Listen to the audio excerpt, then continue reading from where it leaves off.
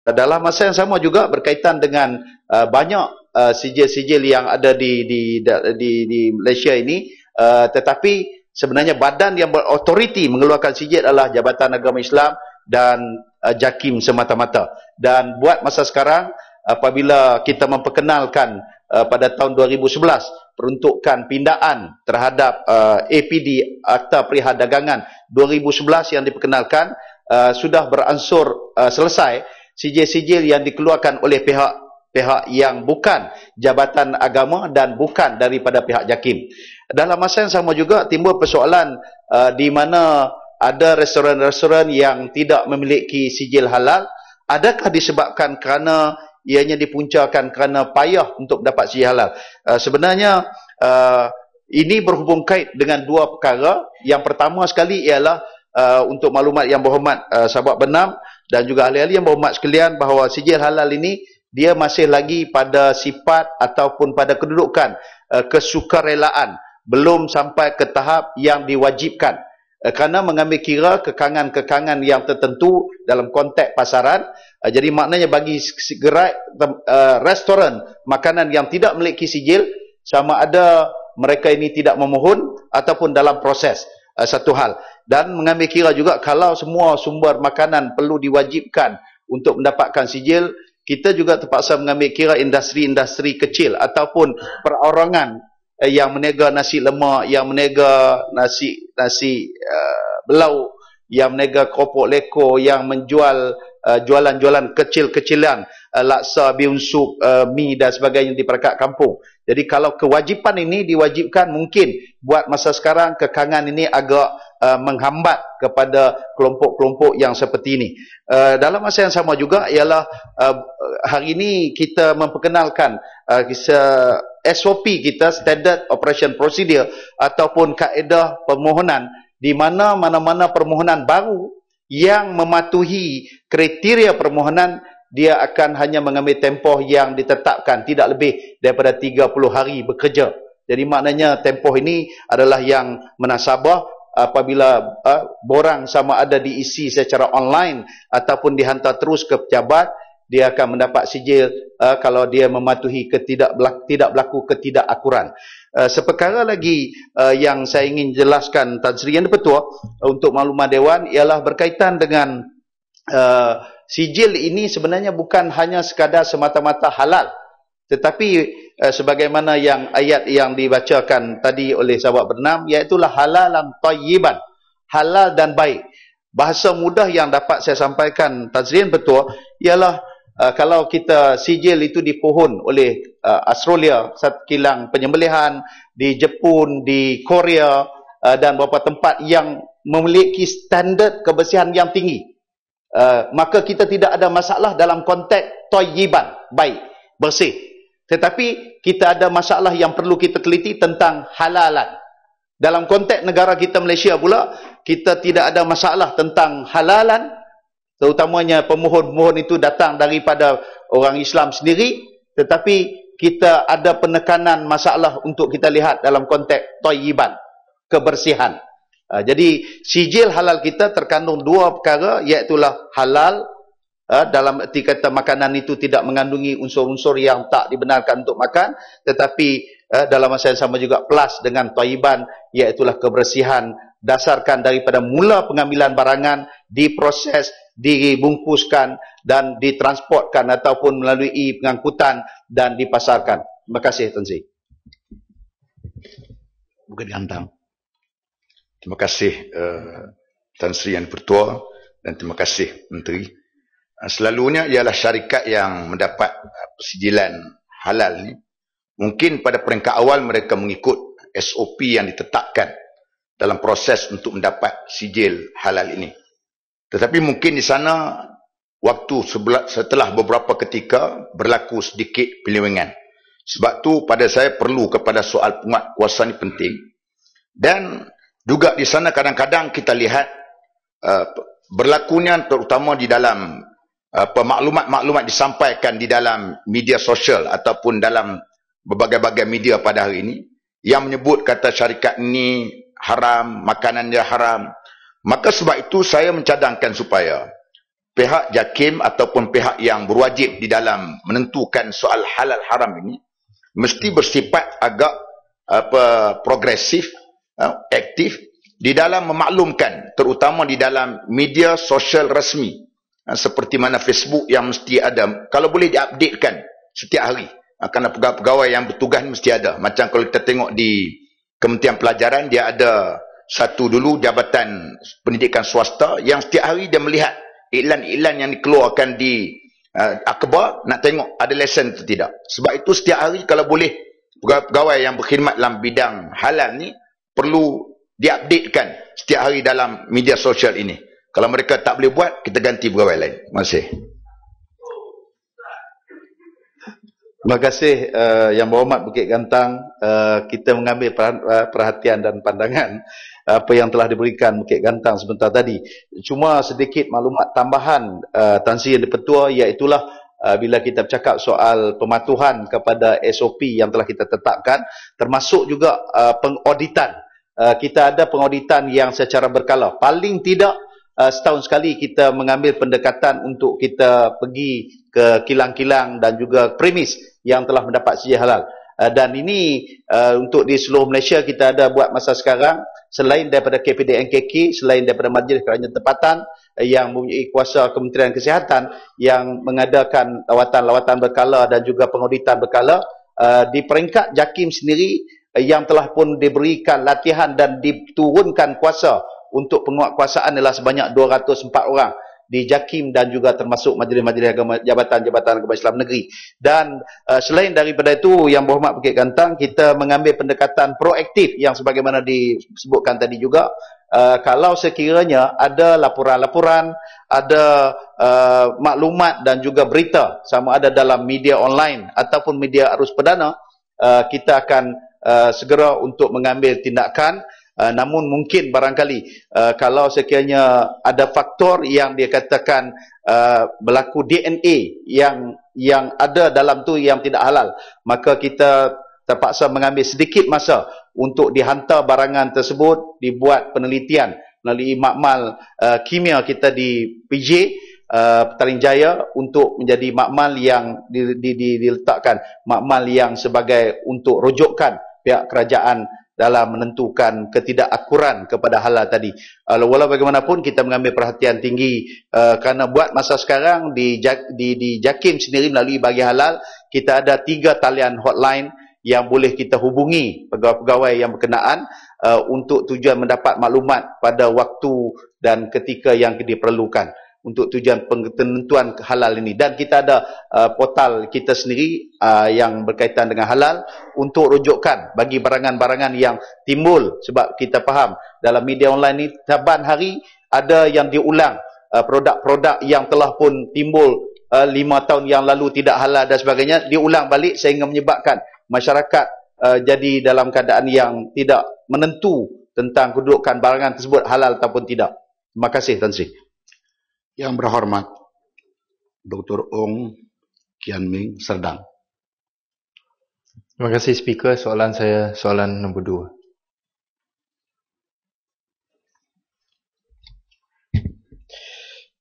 Bismillahirrahmanirrahim. Assalamualaikum warahmatullahi wabarakatuh. Tan Sri Yang di-Pertua, pertamanya saya ingin ucapkan terima kasih kepada Yang Berhormat Serdang yang turut sama berada di Dataran Merdeka Kuala Lumpur pada 7 September yang lepas untuk pelancaran Fit Malaysia dan sendiri telah mengambil bahagian dalam larian TM Fan Run. Jelas ini bukti sukan mampu menjadi tempat di mana ahli-ahli yang berhormat dari dua belah pihak dapat turut serta tak kira latar belakang politik. Untuk makluman ahli yang berhormat, Fit Malaysia adalah satu gerakan yang dilancarkan oleh Kementerian Belia dan Sukan. Fit Malaysia dikonsepkan berasaskan 5 teras seperti mana yang berikut. Pertamanya, masyarakat ataupun community building dengan izin. Dengan mana kami ingin mengukuhkan semangat kemasyarakatan melalui sukan dan kecergasan. 2, kesihatan. Malaysia mempunyai ranking tertinggi di Asia Tenggara sebagai negara yang paling obes. Penyakit kencing seperti kencing manis kini meningkat di kalangan rakyat dan Fit Malaysia adalah ke arah negara yang lebih sihat. Yang ketiga, pembangunan bakat sukan. Malaysia mempunyai atlet-atlet yang bertaraf dunia tetapi perlu diperbanyak. FIT Malaysia diharap membesarkan base of sporting talent dengan izin supaya lebih banyak lagi atlet elit dapat kita gilap dari akar umbi dengan penglibatan dalam sukan yang lebih besar di kalangan rakyat. Keempat adalah inclusivity. Aktiviti di program FIT Malaysia amat mudah dan ringkas supaya ia inklusif dan boleh disertai mana-mana rakyat Malaysia, termasuk golongan orang kelainan upaya dan golongan minoriti. Dan yang kelima, perpaduan. Ini adalah amat penting di mana kita sudah dapat lihat, yakni melalui sukan, rakyat Malaysia merentasi bangsa dan agama dapat duduk bersama dengan satu impian. Semua pihak memainkan peranan yang penting bagi memastikan matlamat untuk menjadi sebuah negara bersukan ataupun sporting nation tercapai. Agensi kerajaan dan swasta digalakkan untuk menganjurkan program sukan dan kecergasan dengan menggunakan jenama FIT Malaysia. Di samping itu, komuniti dan orang perseorangan perlu melibatkan diri secara aktif dan berterusan dalam aktiviti kecergasan. Kementerian telah merangka gerak kerja bagi tahun 2014 dan 2015 seperti berikut. Pertama, membina kempen FIT Malaysia. Kedua, pelancaran peringkat kebangsaan. Ketiga, pelaksanaan FIT Malaysia di peringkat negeri dan juga di bandar-bandar besar. Keempat, rangkaian online FIT Malaysia. Dan yang kelima adalah penggunaan menyeluruh jenama FIT Malaysia. Oleh itu, untuk menjawab secara spesifik soalan Yang Berhormat Serdang, saya ingin menjemput semua ahli-ahli yang berhormat, tak kira daripada Barisan Nasional atau Pakatan, dari Semenanjung atau Malaysia Timur, dari Perlis hingga ke Johor untuk sama-sama menyertai gerakan FIT Malaysia ini. Saya ajak ahli-ahli yang berhormat sama-sama menggerakkan program-program di kawasan parlimen masing-masing, dan jika ada cadangan atau idea yang bersesuaian dengan kempen gerakan FIT Malaysia boleh dikemukakan kepada Kementerian Belia dan Sukan untuk dipertimbangkan bagi kita membantu melaksanakannya. Tetapi perlu kita ingat, gerakan ini tidak akan berjaya tanpa penglibatan menyeluruh. Kita perlukan sokongan dan komitmen berterusan semua pihak, bukan hanya ahli-ahli berhormat tetapi juga daripada agensi kerajaan, pihak swasta, badan-badan NGO dan terutama sekali masyarakat Malaysia sendiri. Dengan ini barulah kita mampu menjadikan Malaysia sebagai sebuah sporting nation. Terima kasih. Serdang. Terima kasih Yang Berhormat Menteri atas jawapan terperinci. Saya juga nak ucapkan tahniah kepada Menteri kerana berjaya menghabiskan 10 km dalam Standard Chartered Kuala Lumpur dalam masa kurang daripada 1 jam. Saya rasa tahniah lah saya ucapkan. Juga berterima kasih kepada Yang Amat Berhormat Pekan atas pengumuman Perdana Menteri bahawa hari Sabtu pertama setiap bulan November akan dijadikan Hari Sukan Kebangsaan. Soalan tambahan saya ialah saya nak minta pandangan Menteri. Sama ada Menteri fikir bahawa suasana di Parlimen ini betul-betul menggalakkan ahli-ahli Parlimen di Dewan Yang Mulia ini untuk mengamalkan satu lifestyle FIT Malaysia, Tuan Speaker. Kerana pada pandangan saya memang tak cukup, kerana fasiliti itu memang tak begitu sempurna. Saya beri beberapa contoh. Di belakang Dewan ini ada satu tenis court. Sebelum ni tenis court mungkin boleh main tenis, tapi sekarang telah ditukar sebagai satu parking lot. Saya beri satu lagi contoh. Di kebanyakan Dewan Parlimen negara-negara maju, mereka ada tubuhkan satu gym ataupun gymnasium di Dewan Parlimen. Di Kenya pun saya difahamkan, walaupun negara yang tidak begitu maju dan miskin, juga ada gym. Tetapi di Parlimen memang di Parlimen di Malaysia memang tak ada peruntukan langsung untuk adakan satu gym di mana ahli Parlimen boleh mengamalkan satu lifestyle yang lebih fit. Dan contoh yang last kali ialah apabila ahli Parlimen datang ke Dewan Yang Mulia ini, semua kebanyakannya ada driver. Lepas tu masuk ke dalam Dewan Mulia ni tak jalan begitu banyak juga. Saya rasa apabila ahli Parlimen dan juga suasana di Parlimen tu tidak menggalakkan satu lifestyle yang lebih menumpukan kepada bersenam dan lebih aktif lagi, bagaimana kita sebagai wakil rakyat boleh menggalakkan lebih banyak orang muda dan juga orang Malaysia untuk mengamalkan lifestyle FIT Malaysia ini? Saya rasa ini adalah sesuatu kekurangan apabila wakil rakyat tidak lead by example, but rather dengan izin, you do what I say, not do what I do. ini memang akan melemahkan seruan Menteri dan juga Yang Amat Berhormat Perdana Menteri untuk mengamalkan lifestyle fit Malaysia ni. Minta pandangan Menteri. Terima kasih. Terima kasih Ahli Yang Berhormat. Saya rasa kemudahan yang ada di Parlimen ini tidak sepatutnya mencerminkan komitmen ahli-ahli berhormat terhadap pembangunan sukan dan juga kecergasan di komuniti masing-masing. Ahli-ahli Parlimen di Malaysia ni kita sibuk dengan kerja perundangan. Sebab itu tidak ada banyak masa bila ada di Dewan Rakyat di Parlimen untuk kita mengamalkan kecergasan dan sebagainya.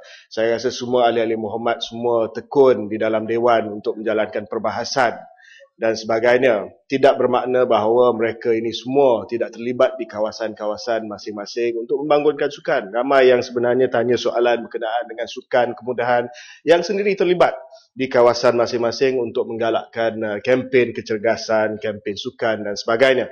Namun demikian, saya faham bahawa ada setengah ahli-ahli berhormat seperti ahli yang berhormat daripada Serdang yang mungkin bila ada di Parlimen juga ingin melaksanakan ataupun ingin pergi ke gym dan sebagainya, menggunakan masa lapang untuk exercise, riadah, kecergasan dan sebagainya. Saya dipahamkan bahawa dalam perancangan untuk membaik pulih Parlimen ini apabila Dewan Utama disiapkan dan kita kembali ke Dewan Utama, akan ada perancangan untuk dibangunkan kemudahan-kemudahan sukan seperti mana dahulu ada kemudahan sukan di Parlimen. Jadi bila dah ada kemudahan sukan di Parlimen, dah dikembalikannya Dewan dan sebagainya, bolehlah kita bersukan semula. Dan saya tidak ada apa-apa masalah untuk bantu ahli yang berhormat. Sekiranya nak buat hari sukan ahli-ahli berhormat pun kita boleh buat untuk sama-sama kita tengok ya sejauh mana kecergasan dan tahap kecergasan ahli-ahli yang berhormat. Baling. Terima kasih Tan Sri Yang Di-Pertua. Pertama sekali saya nak ucapkan syabas dan tahniah kepada kementerian di bawah menteri yang begitu aktif. Program Fit Malaysia ni amat menarik dan dekat dengan hati saya. Syabas dan tahniah. Saya nak bagi tahu kepada menteri berkaitan program ni. Saya dengar ucapan Habib Menteri tadi dan saya harap perkara ni dapat kita laksanakan di peringkat kawasan luar bandar. Buat waktu dan ketika ni saya dalam pengamatan saya, Yang Berhormat Menteri sedang melakukan di kawasan-kawasan bandar dahulu. Saya faham kita nak mulakan sesuatu di kawasan bandar, tapi kita tidak boleh diskaun dengan izin dan Yang Di-Pertua. Di kawasan luar bandar juga banyak anak-anak kita yang obes, yang mana kita patut memberikan sedikit lagi ruang dan peluang kepada mereka. Jadi termasuk Pendang, Baling dan sebagainya. Jadi saya amat mengalu-alukanlah program ni, dah kalau boleh kita buat satu lagi program di kawasan Baling di mana saya sanggup tu Baling, Kulim, Pendang semua join, kita buat satu pada sebelum bukan negeri Kedah. Jadi kita buat di kawasan negeri Kedah dahulu untuk kawasan luar bandar. Itu yang pertama. Keduanya, saya setuju dengan Yang Berhormat Dr. daripada Serdang tadi. Beliau dulu saya dipahamkan ini adalah tempat gym. Bilik dewan ni jadi sekarang dah jadi dewan yang mulia. Untuk makluman Tan Sri Yang Di-Pertua, dulu sebelum saya jadi ahli Parlimen, saya lebih kurang menteri badan saya. Setelah jadi ahli Parlimen, duduk jadi sini, tak ada exercise, perut pun dah besar, semua dah besar Tan Sri Yang Di-Pertua. Jadi saya harap kalau boleh lepas ni Datuk Menteri boleh memikirkan satu kaedah yang bersesuaian untuk kita lepas pukul 9 contohnya malam, tak payah keluar jam dan sebagainya, kita ada satu kawasan untuk kita melakukan exercise. Saya boleh shapekan balik macam YB Menteri daripada. Terima kasih. Itu soalan saya. Ansy Yang Di-Pertua, saya nasihatkan Menteri sebelum jawab. Ya. Saya buat komen sikit apa yang disebut oleh Baling. Dulu pun Baling sebelum saya jadi speaker, saya tidak ada darah tinggi.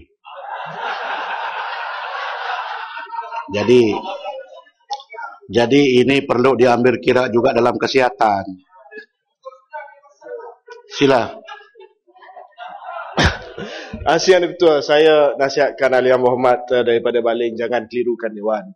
Saya dah kenal beliau sejak 15 tahun sebelum dia jadi ahli Parlimen. Tak pernah badan dia macam saya tu. Tak pernah.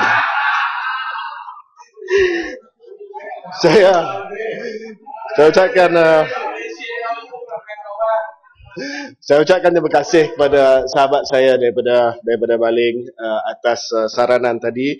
Untuk makluman Ali Muhammad daripada Baling, memang betul kita memberi tumpuan pada awalnya kepada bandar-bandar besar supaya kita dapat gerakkan kempen ini dan kesedaran itu wujud di kalangan rakyat bahawa kita perlu mewujudkan satu culture of fitness and culture of sporting culture di kalangan rakyat kita. Namun demikian, saya amat memahami bahawa cabaran ini tidak hanya dihadkan ataupun tidak hanya kita bawa ke peringkat bandar-bandar besar, tetapi ada keperluan untuk kita bawa ke peringkat luar bandar juga. Ini disebabkan beberapa faktor, bukan hanya kewujudan anak-anak yang obes ataupun keperluan untuk kita meningkatkan kecergasan dan kesihatan di seluruh pelosok tanah air, tetapi adalah kerana kita nak kena cari bakat-bakat sukan untuk masa hadapan.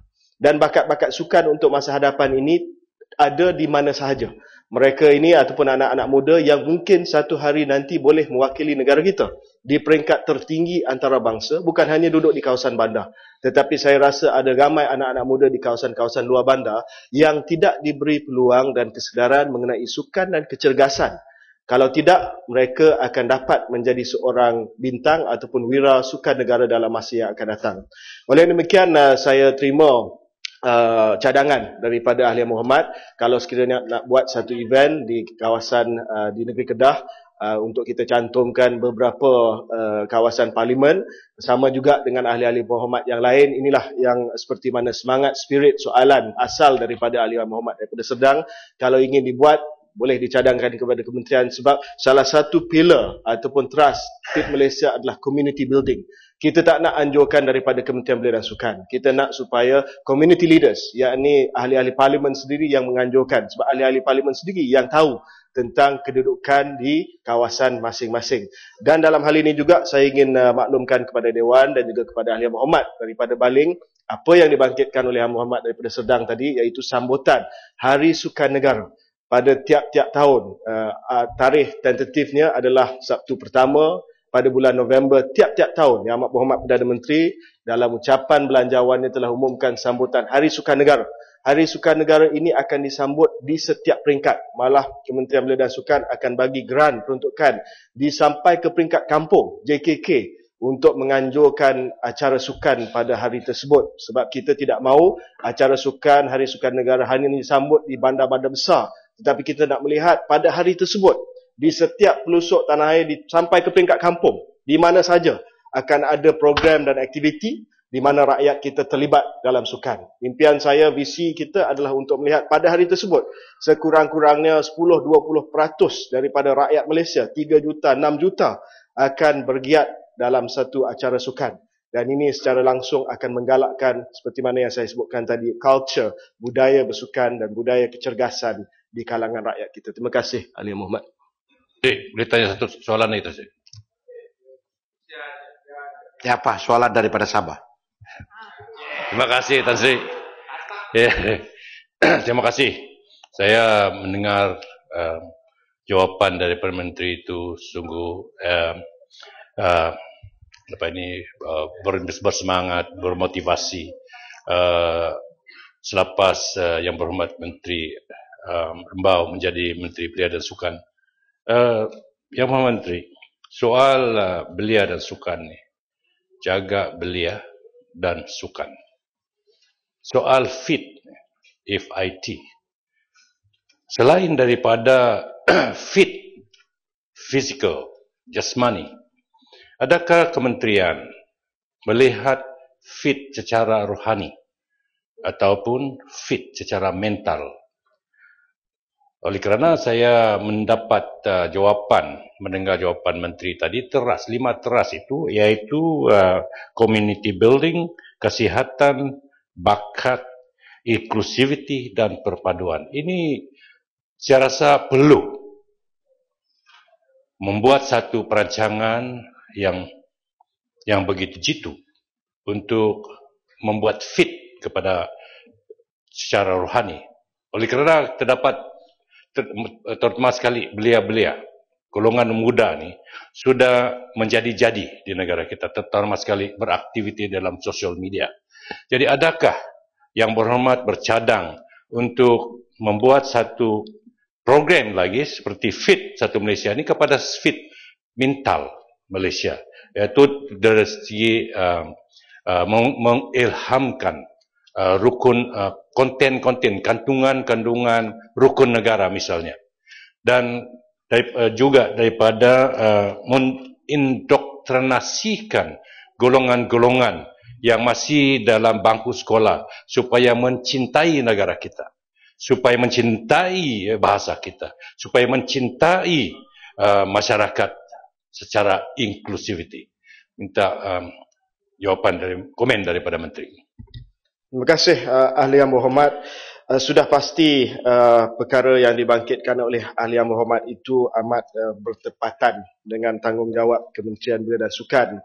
Dan sebenarnya tidak kita rangkumkan dalam kempen Fit Malaysia yang mempunyai tujuan untuk menjadikan negara Malaysia sebagai negara bersukan. Tetapi Ahli Yang Berhormat telah mengambil tafsiran perkataan fit itu dalam konteks yang lebih menyeluruh, iaitu keadaan yang siap siaga dari segi mental, dari segi spiritual, kerohanian dan sebagainya.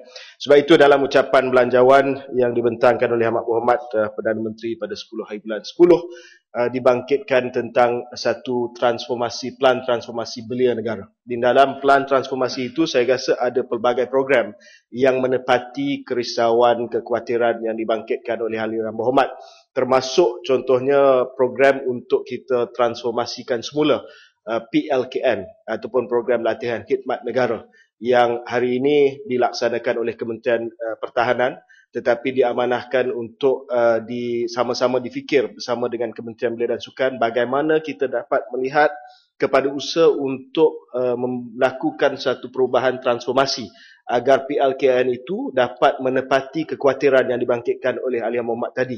Tetapi bukan hanya PLKN, tetapi PLKN ini, sebab PLKN ini hanya dapat sentuh dalam 100 hingga 150 ribu daripada pelajar-pelajar kohort SPM, di mana dalam kohort tersebut ada dalam 500 ribu lebih. Jadi dalam hal ini kita akan merombak semula program-program yang satu ketika dahulu begitu popular seperti Rakan Muda dan sebagainya, untuk kita mengisi jiwa belia ini dengan nilai-nilai seperti mana yang Ahli Yang Berhormat sebutkan tadi. Untuk makluman Dewan, secara ringkas semalam dipengerusikan Majlis Sosial Negara yang diadakan Majlis Sosial Negara yang dipengerusikan oleh Yang Amat Berhormat Timbalan Perdana Menteri kita sebagai pengerusinya.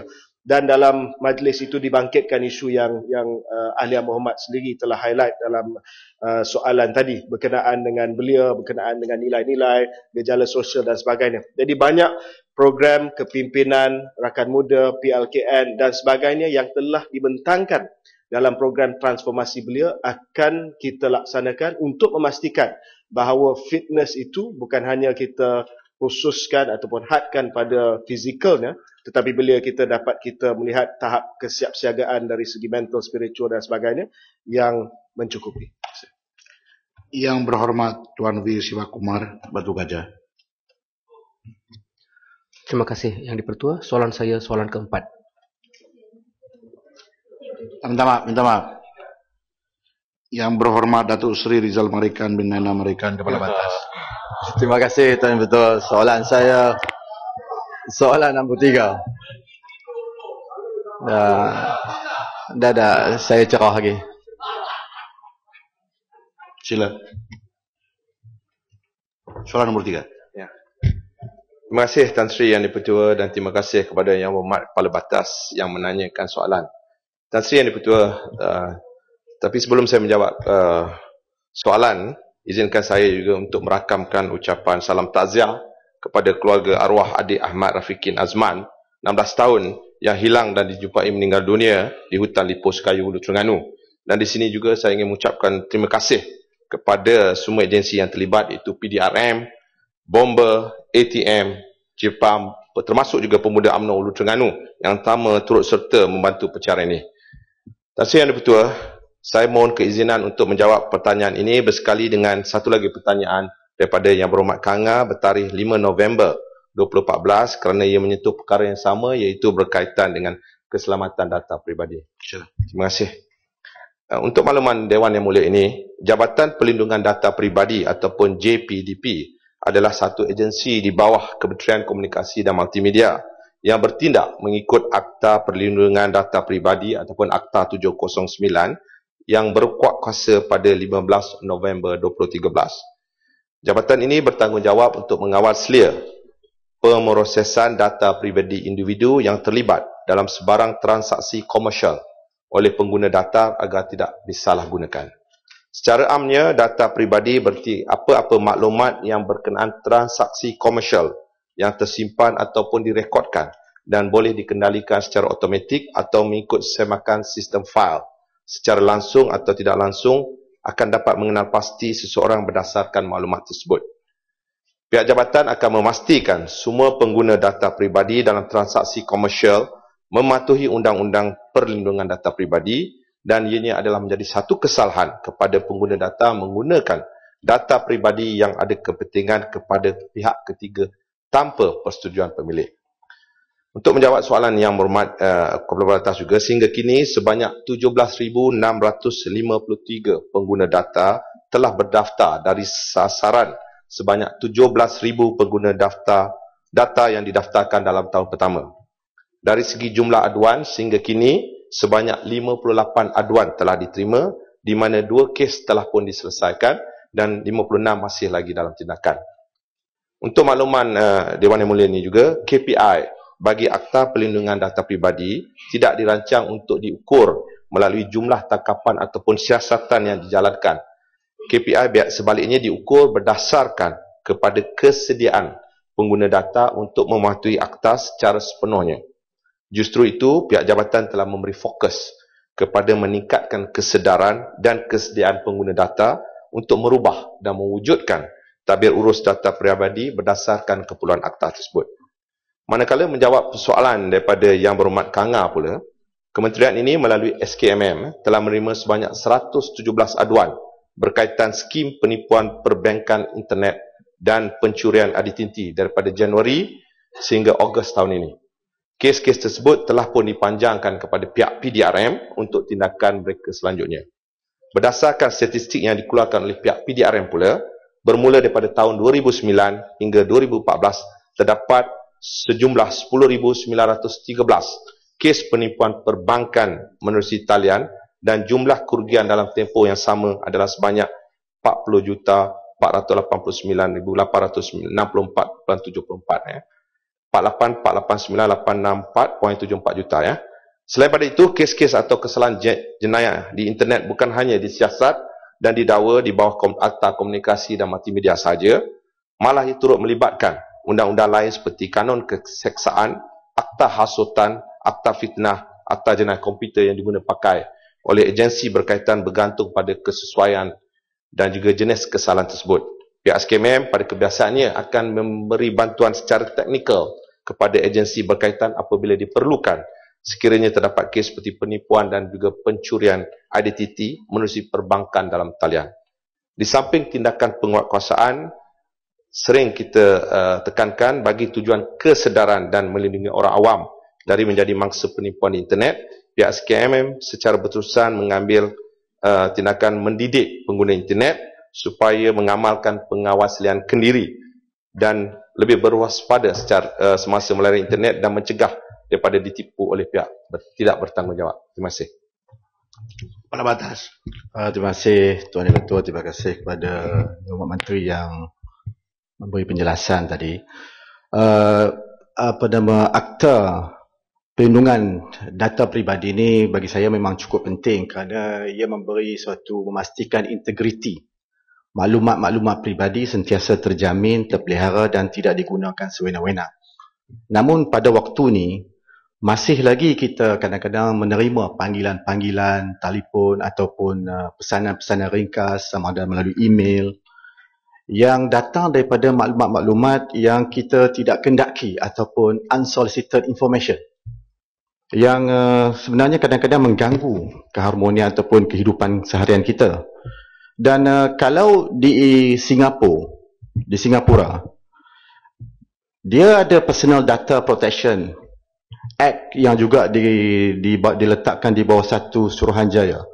Dan dia ada satu program yang dinamakan Do Not Call Registry Provision yang menyenaraikan senarai nama-nama senarai nombor-nombor telefon yang kita tak mau terima kerana ia adalah merupakan penyalahgunaan data-data pribadi.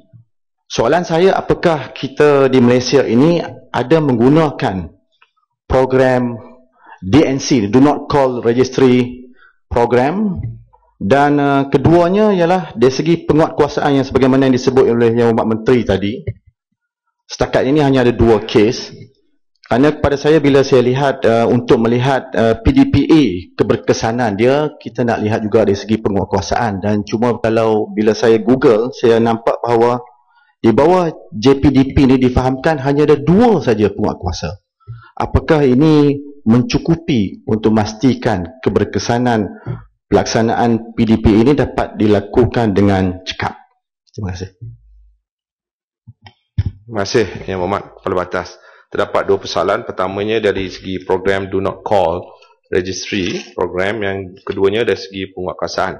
Untuk makluman Yang Berhormat Kepala Batas, sebenarnya seperti yang saya tekankan tadi, personal data peribadi ini dia lebih menjurus kepada transaksi yang berkaitan dengan komersial. Dan di sini kita menjuruskan kepada keperluan organisasi tersebut untuk mendaftar dengan pihak agensi jabatan. Dan di sini suka saya maklumkan bahawa terdapat sejumlah lebih kurang 11 kumpulan yang telah diminta dan mendaftar, iaitu dari segi aspek-aspek berkaitan dengan komunikasi, perbankan, insurans, kesihatan, pelancongan, pengangkutan, pendidikan, jualan langsung, perkhidmatan, hartanah dan utiliti. Yang benar. Jadi setakat ini pihak jabatan masih meneruskan keperluan meminta organisasi-organisasi lain untuk terus mendaftar. Kerana program Do Not Call Registry program ni, sekiranya mereka tidak mendaftar dengan agensi yang diperlukan tadi, dianya di luar bidang kuasa PJDP. Itu pertama. Yang kedua, mengenai dari segi penguatkuasaan, saya bersetuju dengan pandangan Yang Berhormat Kepala Batas. Kerana agensi ini baru sahaja ditubuhkan dengan kuat-kuasanya Akta pada tahun 2013. Setakat ini jumlah pegawai kuasa yang kita tetapkan adalah, terutamanya dari segi penguatkuasaan, ialah 6. Dari segi pengisian kita telah isikan 5. Jadi kita akan isikan 1 lagi. Dan seperti yang saya jelaskan tadi Yang Berhormat, sebenarnya ia bukan lebih kepada keperluan dari segi berapakah kesalahan atau penguatkuasaan.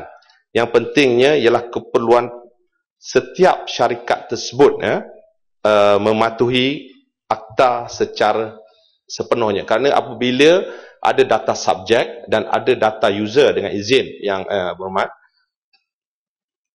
seorang data user itu adalah bertanggungjawab untuk memelihara data yang diperolehi dan tidak boleh berkongsi melainkan dengan kelulusan data subjek tersebut. Terima kasih.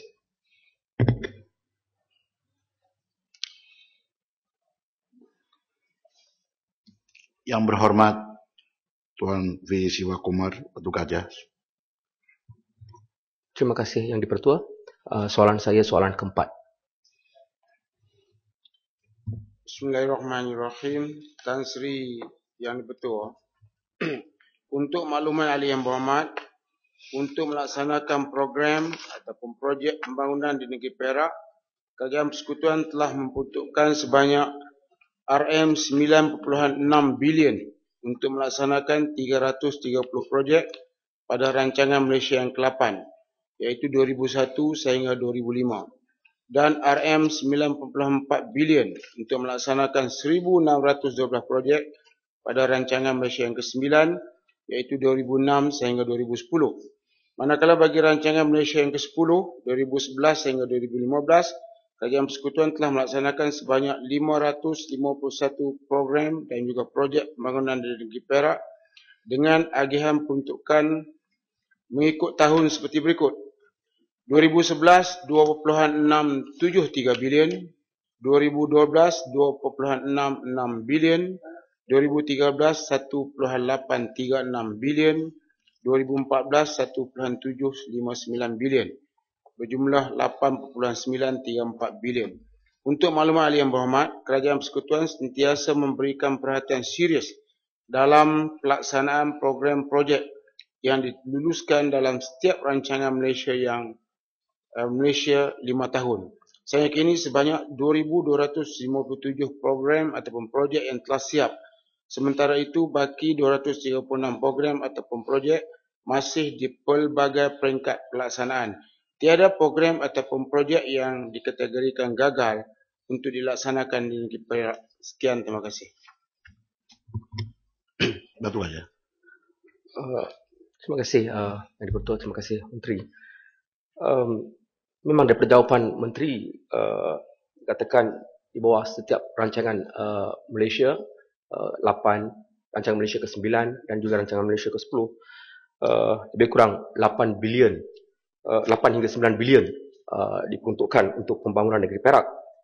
Manakala Perak merupakan negeri yang kedua terbesar di Semenanjung dan Perak pernah mencatat sejarah sebagai negeri yang paling kaya sejak zaman penjajahan kerana industri biji timah. Setelah industri biji timah runtuh pada tahun 1980-an, ekonomi negeri Perak telah menjadi semakin sempit. Walaupun dikatakan pelbagai usaha telah diambil, tetapi masih gagal untuk memulihkan kegersangan ekonomi negeri Perak. Saya sebagai anak watan negeri Perak ingin melihat negeri Perak kembali kepada zaman kegemilangan. Pada hari ini, Perak antara negeri yang termiskin di Semenanjung. Perak sekali lagi mencatat sejarah tangga nombor 1 dalam jumlah keluarga berpendapatan rendah, iaitu seramai 122,000 keluarga yang mendapat pendapatan kurang daripada ringgit Malaysia 2,300 sebulan. Dalam konteks lain, Perak menyumbangkan 12.2% jumlah keluarga berpendapatan rendah di seluruh negara. Soalan saya ialah, adakah kelemahan dan kemunduran negeri Perak kini berpunca daripada dasar-dasar yang tidak mantap dan progresif termasuk rancangan-rancangan Malaysia, ataupun kerana negeri Perak ketandusan pemimpin-pemimpin yang dinamik untuk menerajui kerajaan negeri Perak? Perak mempunyai sumber kekayaan asli, sumber manusia, tetapi di mana perginya semua kekayaan ini? Kenapa negeri Perak masih tidak dapat membangun seperti dulu, dan di mana silapnya? Minta Menteri menjawab. Terima kasih. Tan Sri Yang di-Pertua, tidak ada silapnya tentang Perak. Cuma perancangan yang dibuat itu terencak sekejap apabila Barisan Nasional tidak memerintah Perak pada masa tersebut. Tetapi kalau mengikut program yang telah diatur, Perak akan sekali lagi muncul sebagai negeri maju di negara ini. Tidak ada masalah. Sebab yang paling penting ialah perancangan ataupun rancangan kerajaan, pelaburan awam itu dilaksanakan dengan baik. Makna kata pentadbiran negeri Perak ini mampu untuk melaksanakan apa-apa saja projek. Sebab dalam projek dalam RM 8, 9 dan juga 10, kita lihat pentadbiran Perak mampu melaksanakan projek dengan baik sekali. Jadi sekarang ni kita tunggu giliran yang kedua, bagaimana mereka nak mengguna dengan sebaik mungkin pelaburan swasta. Sebab kita tahu bahawa negara ini, apabila negara aman, pelaburan swasta tinggi. Kalau negara ini ekonominya bagus, pelaburan swasta tinggi. Kalau ekonomi kurang bagus, pelaburan kerajaan ataupun pelaburan awam tinggi. Saya bagi contoh macam dulu Perlis, bila ekonomi kita merudum, kerajaan telah membuat keputusan untuk seluruh negara, iaitu meningkatkan pelaburan awam. Jadi bila kerajaan tingkatkan pelaburan awam, kerajaan tubuhkan universiti, dia mencetus kepada perkembangan ekonomi. Dan kita lihat pelaburan awam di Perak semakin meningkat. Dan sekarang ni bagaimana kita nak bagaimana sama-sama untuk kita nak gerakkan pelaburan swasta. Yang Muhammad tidak boleh bandingkan Perak dengan Selangor ataupun wilayah, sebab ibu negara berada di Selangor dan juga wilayah. Sudah pasti harga tanah di sini tinggi. Kalau ibu negara berada di Perak, sudah pasti Perak juga melambung. Ataupun ibu negara berada di Perlis, sudah pasti Perlis juga melambung. Jadi lihat dalam keadaan di mana Perak berdekatan dengan wilayah dan boleh dimajukan. Kurangkan sikit politik, jangan kacau kerajaan barisan nasional, dan sudah pasti kita boleh bangunkan Perak dengan bagus. Sekarang ni saya percaya Perak sedang menuju ke arah yang lebih baik. Greg. Terima kasih Tuan Speaker, Yang Berhormat Menteri. Saya terima kasih juga kepada Batu Gajah. Dan dalam masa yang sama, soalan tambahan Batu Gajah cuba menggambarkan perkara yang tidak benar dalam Dewan Parlimen kita. Sehingga kan bila mereka menjadi kerajaan dalam tempoh 11 bulan, pelbagai gambaran buruk diberikan kepada Perak. Sedangkan kita tahu Perak ada 10 daerah. Pelbagai projek yang hari ini kita tengok semakin membangun. Harapan Batu Gajah pada pandangan saya, pihak Pakatan Rakyat cuba nak menguasai Perak semula pada pilihan raya yang ke-14. Walau bagaimanapun, hasrat jahat tersebut, insya-Allah kami Barisan Nasional di Perak akan pertahankan. Saya juga berterima kasih kepada Kerajaan Persekutuan yang telah meluluskan pelbagai peruntukan federal. Cumanya Yang Berhormat Menteri telah menjawab tidak ada projek yang gagal dilaksanakan di negeri Perak. Soalan saya mudah saja. Berapakah jumlah projek lewat jadual di negeri Perak? Minta Yang Berhormat Menteri menjelaskan. Tan Sri Yang Di-Pertua, saya setuju dengan Yang Berhormat Greg bahawa Perak memang menuju ke arah kecemerlangan. Kalau kita tengok, kalau siapa yang pergi ke pilihan raya Teluk Intan baru-baru ini, kita tidak menyangka bahawa ada satu jabatan yang begitu cantik menyambungkan, menghubungkan Sungai Perak untuk datang ke Selangor dan juga wilayah. Ini cuma tidak dipromosikan. Malah banyak produk-produk pelancongan di Perak yang boleh kita ketengahkan dan ia akan menjana kepada ekonomi yang lebih baik. Kurangkan sikit politiking. Jangan cuba kalau pergi ke luar negara cakap baik pasal Perak sebagai negeri yang pertama yang kaya pada masa yang lepas kerana lombong biji timah dan sebagainya. Ini orang yang kaya pun pergi tak pernah promote yang mereka pernah kaya asalnya pada negeri ini. Tak ada negeri ini mereka tak boleh kaya. Mereka duduk kaya, lepas tu duduk negeri lain, tak promote langsung.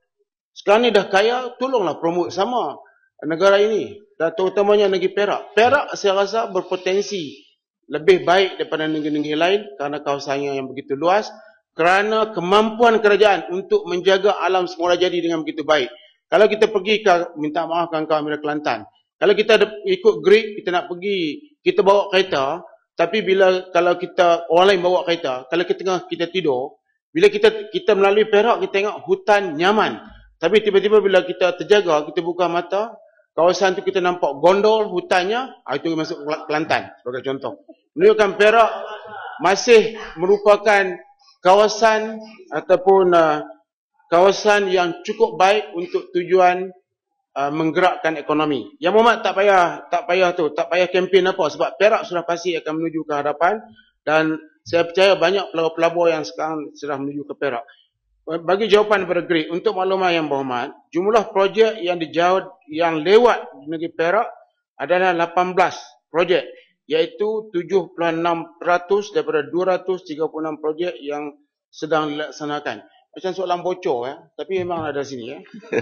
Kelewatan tersebut adalah terkawal. Semua kementerian terlibat telah dan sedang mengambil tindakan sewajarnya untuk mengatasi kelewatan tersebut. Satu penjelasan boleh. Satu projek yang sangat penting untuk Perak, lapangan terbang antarabangsa yang sudah dipohong begitu lama tak diluluskan. Boleh bagi tahu kenapa itu penting untuk menjana ekonomi negeri Perak?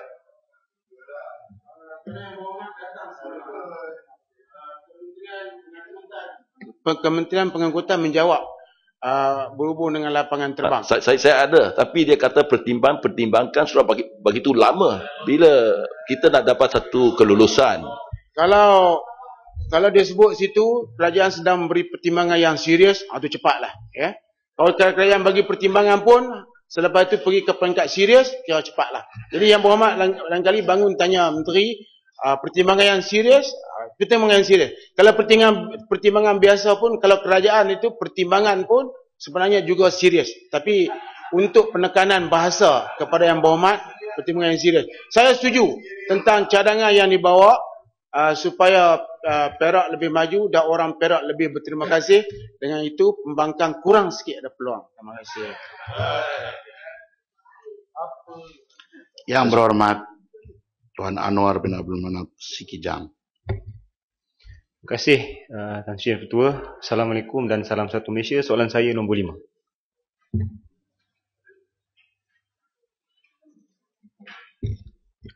Tan Sri Yang Ketua, terima kasih kepada Yang Berhormat daripada Sekijang.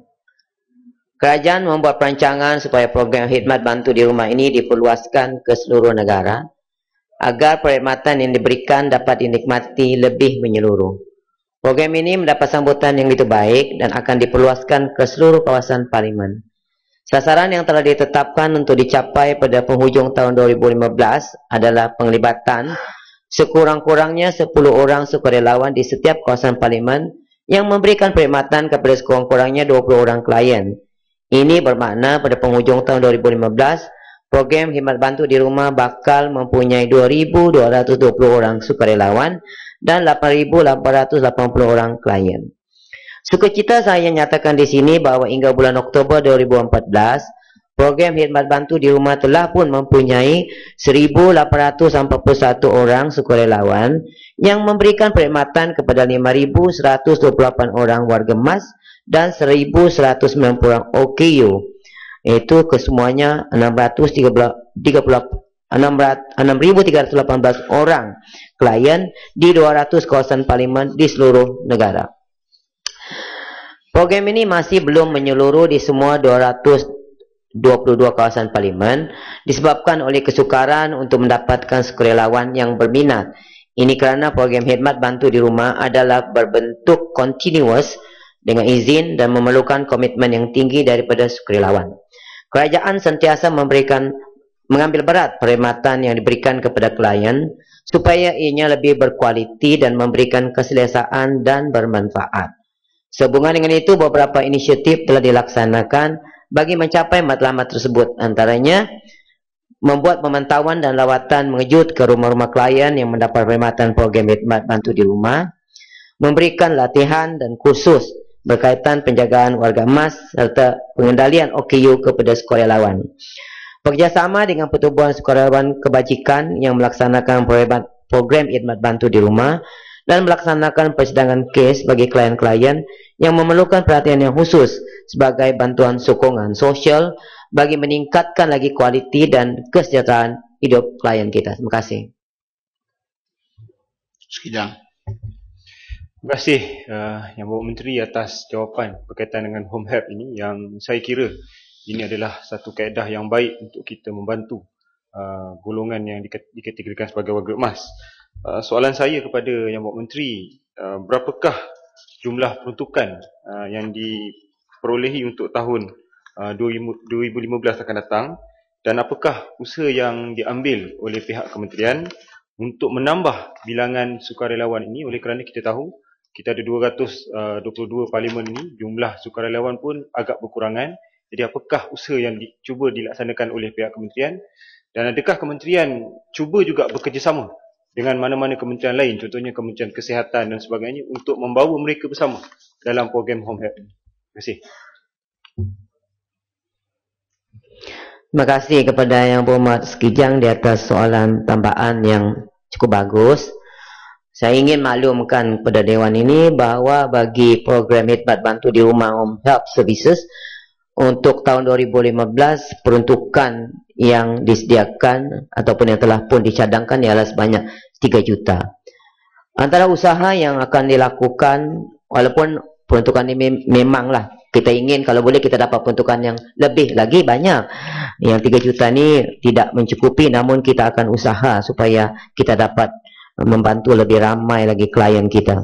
Antara usaha yang dilakukan oleh pihak kementerian untuk menambah bilangan sukarelawan home help ialah dengan kita melakukan program-program promosi di peringkat tempatan untuk memberikan penerangan tentang program ini dan juga memberi penerangan tentang manfaat yang boleh diperolehi oleh klien kita yang mendapat perkhidmatan ini, khususnya warga emas dan orang kurang upaya. Pada tahun 2015 juga fokus kita akan berikan kepada 22 kawasan parlimen yang masih lagi belum melaksanakan program ini bagi memastikan sasaran 222 kawasan parlimen mendapat perkhidmatan yang ini dapat kita capai. Ini adalah satu perkhidmatan yang baik seperti mana diakui oleh semua pihak. Kita dapati bahawa 22 kawasan yang belum lagi kita capai ini ialah 3 di Sabah, 6 di Selangor, 5 di Sarawak, 8 di Sabah, itu 3 di Perak. Saya ingin maklumkan untuk Sekijang. Sekijang sekarang ini ada 4 sukarelawan dan 8 klien warga emas. InsyaAllah, Tan Sri Yang Di-Pertua, memang kita mengadakan program endorse dengan Kementerian Kesihatan. Karena antara program yang kita lakukan dalam home help ini ialah kita dapat membawa klien kita ini pergi ke hospital, pergi ke klinik jika mereka memerlukan bantuan dan sedemikian. Oleh kerana itu, memang ada endorse kita bersama-sama dengan Kementerian Kesihatan dan kita sanggup sentiasa bekerjasama dengan mana-mana pihak dan agensi yang boleh membantu klien kita, insyaAllah. Terima kasih. Seputih.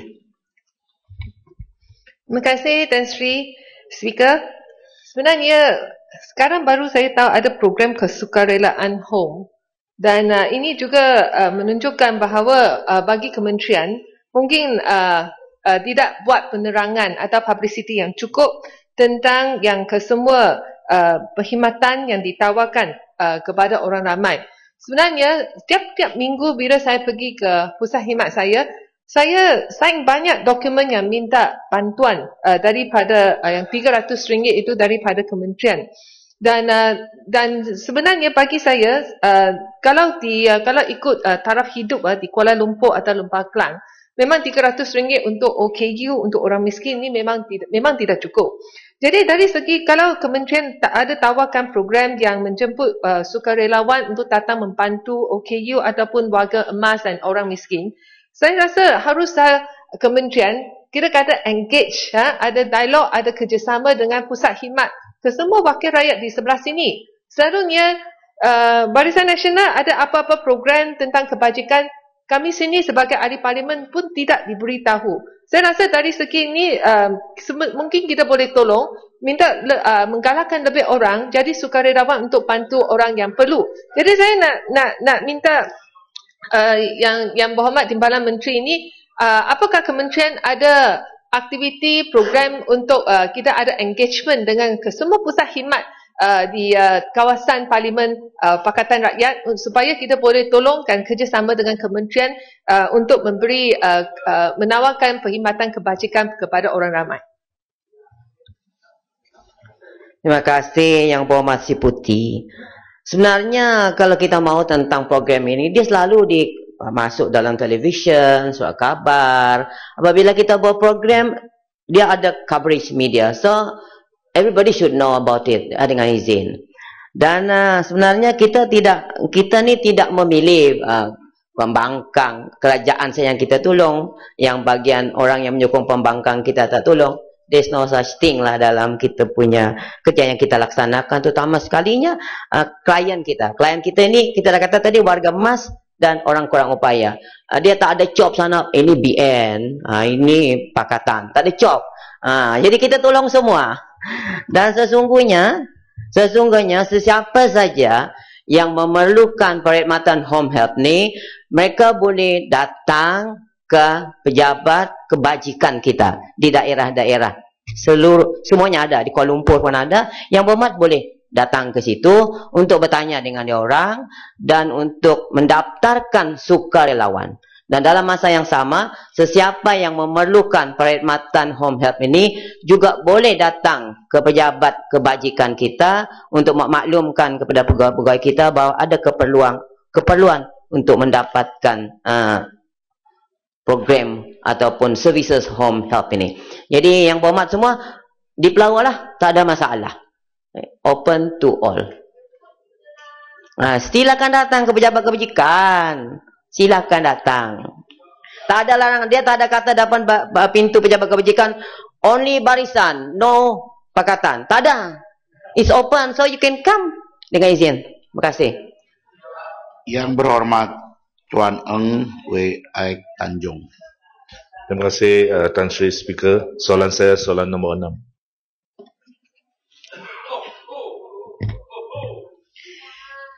Terima kasih Tan Sri Yang Dipertua. Tan Sri Yang Dipertua, hijau ni milik manusia dan alam maya. Hijau ni bukan milik mutlak PAS. Tan Sri Yang Dipertua, izinkan saya untuk menjawab soalan ni bersekali dengan soalan daripada Ahli Yang Berhormat Tanjung bersama dengan Ahli Yang Berhormat daripada Bayan Baru. Tan Sri Yang Dipertua. Terima kasih Tan Sri Yang Dipertua. Tan Sri Yang Dipertua, untuk makluman Ahli Yang Berhormat daripada Tanjung dan Bayan Baru, Kementerian Kesejahteraan Bandar, Perumahan dan Kerajaan Tempatan akan menetapkan tarikh kuat kuasa Akta Pengurusan Strata 2013 setelah selesai semua konsultasi dengan pihak berkuasa negeri. Maknanya dengan selepas selesai konsultasi dengan semua pihak kerajaan-kerajaan negeri. Dan kemudian resolusi daripada Dewan Undangan Negeri dan juga pengubalan peraturan-peraturan. Dan untuk makluman yang berhormat, Akta 757 ini juga akan dikuatkuasakan bersekali dengan Akta Hak Milik Strata Pindaan 2012 di bawah Kementerian Sumber Asli dan Alam Sekitar dan juga di bawah Akta Pemajuan Perumahan iaitu Kawalan dan Pelesenan Pindaan bagi 2012. Tan Sri Yang Dipertua, pindaan akta ini perlu dibuat bersekali dengan dua akta yang saya sebutkan tadi yang berhormat.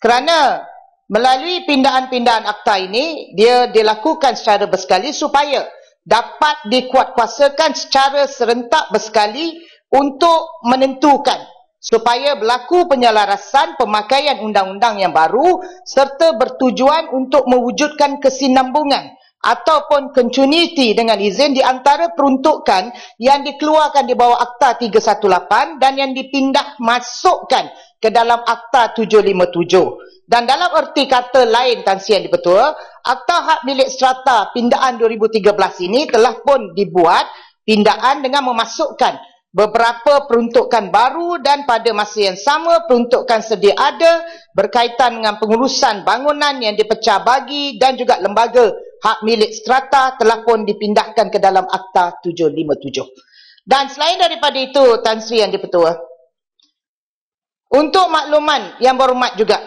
Kementerian sedang menjalankan konsultasi, saya dah sebut daripada permulaan ayat saya tadi, dengan semua pihak berkuasa kerajaan negeri untuk mendapatkan persetujuan daripada kerajaan negeri melalui resolusi Dewan Undangan Negeri dalam pelantikan pengurusi, timbalan pengurusi, anggota dan semua pegawai serta kaki tangan Tribunal Pengurusan Strata ataupun kita panggil TPS selaras dengan pasal 3 perkara 80 dalam Perlembagaan Persekutuan. Suka tak suka kena terima.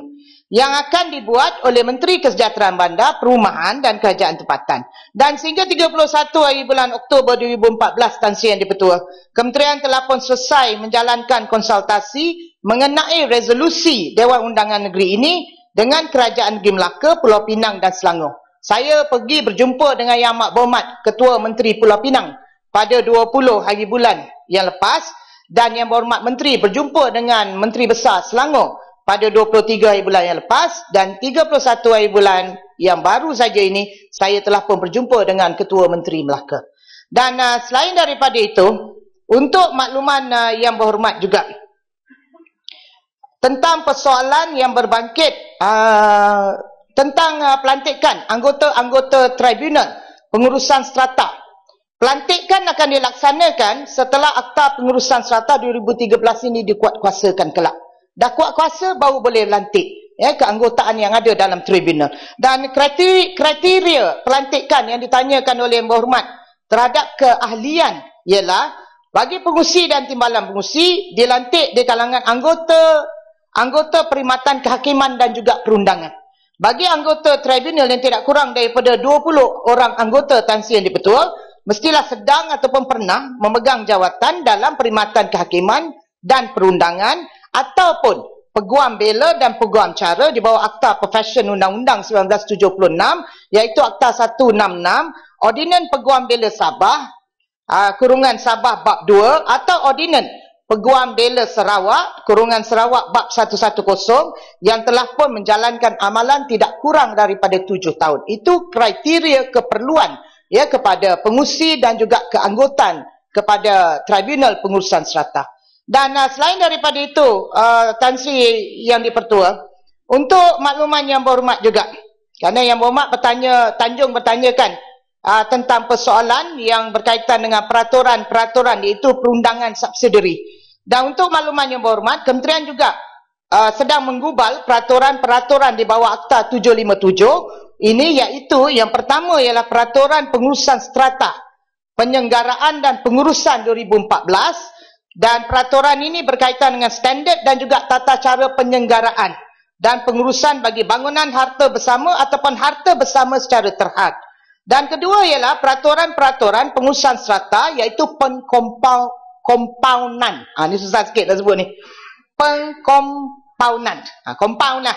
2014. Dan peraturan ini diperlukan Tan Sri Yang di-Pertua untuk memperuntukkan kesalahan yang boleh dikompaun dan borang-borang yang digunakan bagi tujuan tersebut dan amount compound.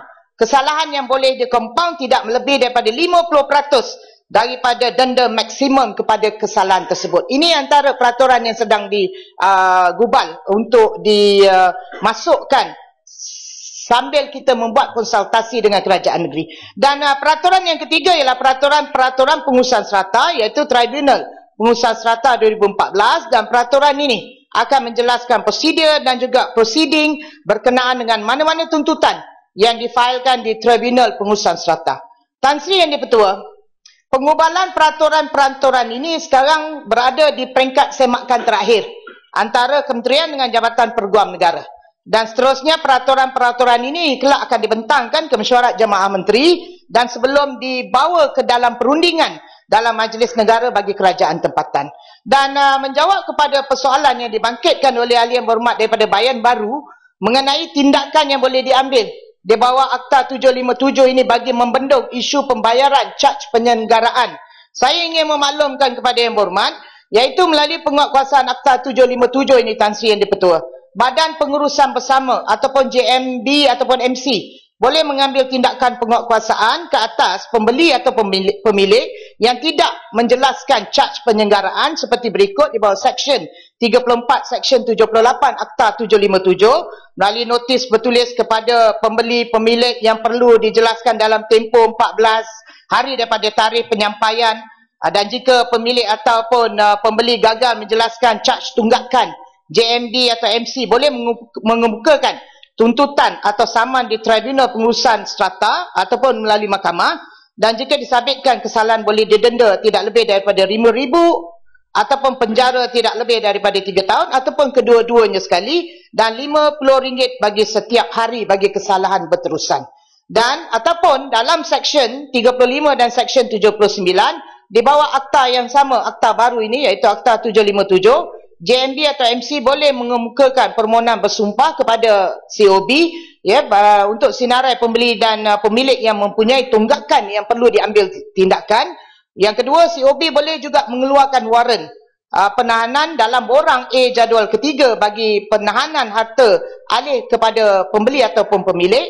Dan yang ketiga, JMB atau MC juga boleh memohon bantuan daripada COB dan COB boleh memohon bantuan daripada pegawai polis dalam melaksanakan waran. Ini antara maklumat yang ingin saya panjangkan kepada kedua-dua soalan yang telah dibangkitkan Tan Sri Yang di-Pertua. Terima kasih. Terima kasih jawapan yang diberikan oleh Yang Berhormat Timbalan Menteri. Akta ini telah diwartakan pada 8 Februari 2013. Tetapi anehnya dalam tempoh hampir 2 tahun ini, baru-baru ini Menteri dan Timbalan Menteri baru membuat konsultasi dengan kerajaan negeri dan sehingga melambatkan proses untuk menguatkuasakan undang-undang ini. Jadi satu masalah yang selalu dihadapi oleh JMB atau MC adalah JMB, khususnya JMB, adalah masalah kutipan wang penyelenggaraan daripada penduduk-penduduk. Jadi buat masa ini memandangkan proses konsultasi dengan pihak berkuasa negeri belum siap dan perlu sedikit masa lagi, mungkin setengah tahun atau 1 tahun yang akan datang. Jadi saya berharap supaya satu peraturan-peraturan dapat dibuat di bawah Akta Bangunan dan Harta Bersama 2007 terlebih dahulu, supaya masalah warrant penahanan dapat dikeluarkan. Kerana masalah sekarang adalah masalah warrant. Mereka tidak dapat memohon warrant, tak ada mekanisme untuk warrant dapat dikeluarkan. Dan ini memang menyusahkan JMB. Mohon penjelasan. Ya, berhormat. Warrant penahanan dan sebagainya itu adalah antara pindaan yang dimasukkan dalam Akta 757. Dan kenapa lambat? Dia bukan lambat. Kerana kita buat konsultasi sementara mendapatkan jadual daripada ketua-ketua kerajaan negeri ini. Sambil itu kita menguruskan tentang perundangan subsidiaries yang telah pun saya sebut secara panjang lebar kepada Yang Berhormat tadi. Ya, jadi sementara Yang Berhormat, sementara untuk menunggu Akta 757 ni dikuatkuasakan, kerajaan negeri masih lagi boleh menggunakan Akta 663. Ya, kerana sebelum ada Akta 757, kerajaan negeri yang akan membuat pendengaran kepada mana-mana dispute dan rayuan yang dikemukakan oleh kepada mana-mana pemilik ataupun pembeli kepada mana-mana harta serata yang ada melalui Akta 663. Boleh digunakan yang itu. Dan kita bawa untuk konsultasi. Dan konsultasi ini yang berhormat Tan Sri Yang Di-Pertua bukan saja untuk memaklumkan tentang Akta 757 yang akan dikuatkuasakan ini, juga untuk memaklumkan kepada kerajaan negeri. Sekiranya Akta 757 ini diguna pakai oleh kerajaan negeri, tetapi kerajaan negeri tidak membawa resolusi daripada Dewan Undangan Negeri, maka peruntukan untuk penubuhan Tribunal Pengurusan Serata ini tidak akan dapat dilakukan. Ya, kerana perlu kepada resolusi DUN yang akan memberikan kuasa eksekutif kepada Yang Berhormat Menteri untuk membuat pelantikan kepada pengurusi dan kepada keanggotaan tribunal yang ada. Jadi maka kerana itu saya telah pun memulakan langkah pertama untuk bertemu dengan Ketua Menteri Pulau Pinang. Tidak ada masalah Yang Berhormat. Yang Berhormat tak payah bimbang. Ketua Menteri Pulau Pinang pun yakin dengan Akta 757 ini. Jadi kenapa Yang Berhormat nak bimbang? Jadi percaya je lah. Dan bila dibawa ke Selangor, Menteri Besar Selangor pun percaya dan yakin dengan akta ini. Ya, terima kasih banyak. Suara saya memang begitu. Jadi tak payah nak buat-buat begini. Ini bukan suara pura-pura. Terima kasih. Ben baru. Terima kasih Tuan Sri Speaker. Terima kasih Menteri memberi jawapan. Tapi saya nak tegur kepada Menteri. Ini adalah kuasa yang dikongsikan bersama kerajaan pusat dengan kerajaan negeri. Jangan aksi-aksi sangat, Menteri. Okey, kita mau menyelesaikan masalah rakyat, bukan politik sangat. Menteri minta tolong jangan aksi sangat.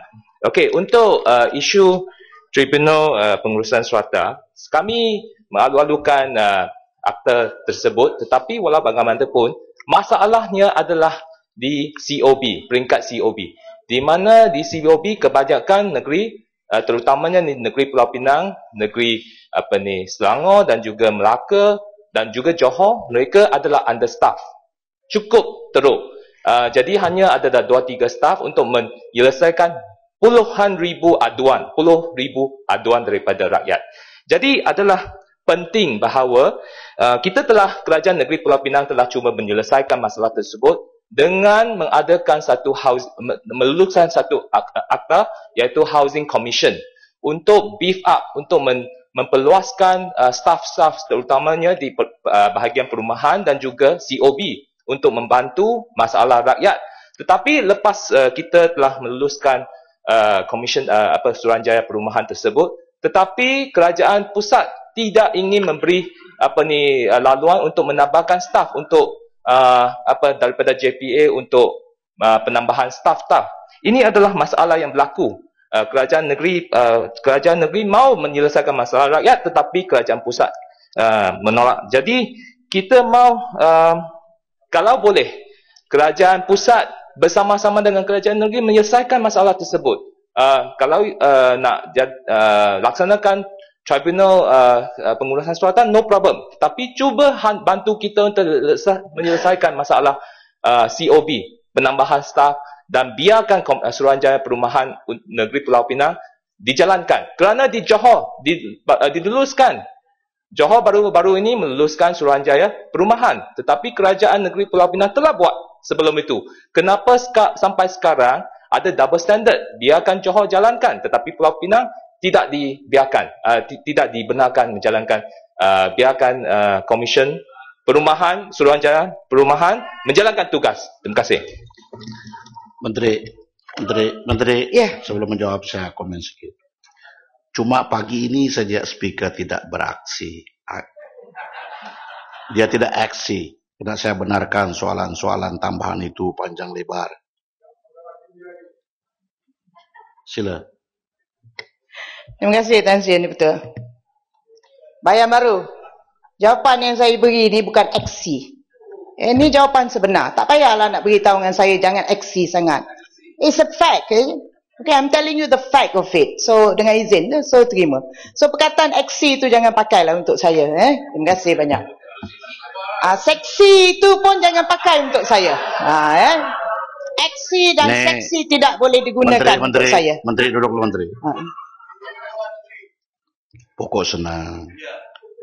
Sebelum Seputih berdiri, dia kata ini sexiest remarks. Saya ingatkan bahawa perkataan begitu jangan gunakan dalam Dewan. Sila, Menteri. Pokok sena ni kadang tidak menghormati wanita. Tan Sri yang dipertua. Bukan aksi, tapi kenyataan, fakta. Bayan baru. Keduanya bayan baru. Di Johor tu dia bukan Suruhanjaya. Dia lembaga perumahan. Minta maaf, lembaga. Di Pulau Pinang juga lembaga perumahan. Dia lembaga perumahan. So, dan kalau you nak wujud, kalau misal kata kerajaan negeri ada cadangan nak wujudkan lembaga perumahan, dia tidak ada masalah. Selangor ada, Melaka ada, dan kemudian ialah Johor. Tidak ada masalah. Kerajaan yang ada ni Bayan Baru, dia kerajaan yang bertimbang rasa. Kerajaan yang tidak memilih pihak. Kadang kalau saya cakap begini, mungkin Bayan Baru tak suka. Tetapi itu adalah kenyataan. Dan selain daripada itu, Tan Sri yang dipertua, apabila kementerian bersiap sedia untuk melaksanakan akta ini, konsultasi, bila saya sebutkan tadi, dia diperuntukkan, saya dah jelaskan tadi yang berhormat, diperuntukkan melalui fasal 3 perkara 80 perlembagaan persekutuan. Memang kena terima. Dan ini ialah di peringkat kerajaan pusat. Dan kemudian bila itu kita turun kepada kerajaan negeri, kita berbincang. Langkah pertama yang dimulakan oleh kementerian ialah turun ke Pulau Pinang dan Selangor. Dan kemudian kepada negeri-negeri yang lain. So tidak ada pilih-pilih yang mana suka tak suka. So jadi peruntukan perlembagaan negara itu dipakai bersama dengan sokongan daripada kerajaan negeri supaya dibawa resolusi dalam DUN untuk membolehkan kita menubuhkan tribunal tribunal pengurusan strata itu. Dan selain daripada itu Tan Sri yang dipertua, yang tentang keanggotaan staffing, memang kita tahu. Yang itu saya setuju dengan Yang Berhormat. Memang kita tahu. Ya, maka kerana itu persediaan di peringkat kementerian Tan Sri yang dipertua yang berkaitan dalam konteks pengurusan sumber manusia, ya, untuk kita laksanakan Akta 757 ini, yang pertama Tan Sri yang dipertua, cawangan pengurusan strata telah pun kita wujudkan.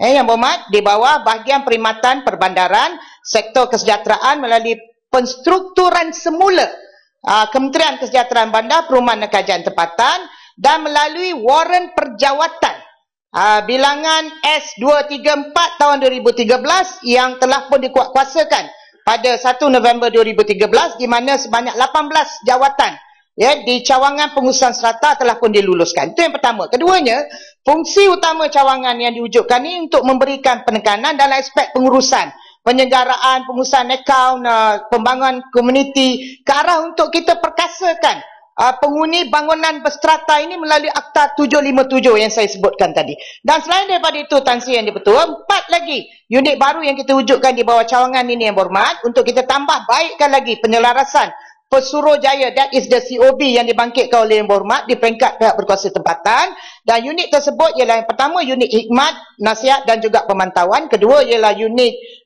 pembangunan community strata, dan yang ketiga ialah unit pendakwaan dan auditan, dan yang keempat ialah unit sokongan teknikal. Dan ini antara beberapa perkara yang telah pun dimasukkan. Dan saya harap Yang Berhormat tak perlu bimbang kerana apa juga yang dinyatakan oleh Yang Berhormat melalui pemerkasaan pengupayaan sumber manusia itu adalah menjadi keutamaan kepada pihak kementerian. Lepas ni saya belanja martabak. Terima kasih Tan Sri, saya minta soalan tambahan satu, ringkas saja. Kota Raja. Mengenai pengurusan strata title. Okey, singkatkan. Singkatkan. Baik. Itu Sekejap saja, Tan Sri. Sila. Terima kasih Tan Sri Yang di-Pertua. Saya ingin, baru-baru ini Menteri saya mendapat maklumat bahawa JMB juga termasuk di dalam senarai bila datang masa GST nanti, ya, di antara badan yang juga dikenakan GST. Walaupun input dia kena GST, tetapi dia tidak layak untuk membuat claim daripada outputnya itu. Jadi adakah pihak kementerian akan membuat garis panduan kepada JMB sekali lagi mengenai perkara ini? Terima kasih. Tan Sri Yang di-Pertua, yang berkaitan dengan GST ni, Yang Berhormat Kota Raja, pihak kementerian akan berbincang dengan pihak Kementerian Keuangan. Ya, terima kasih banyak. Ahli Yang Berhormat, pertanyaan bagi jawapan lisan berakhir. Usul di bawah peraturan mesyuarat 12.1. Sila, Menteri. Tan Sri Yang di-Pertua, mengikut peraturan mesyuarat 12/1, saya mohon mencadangkan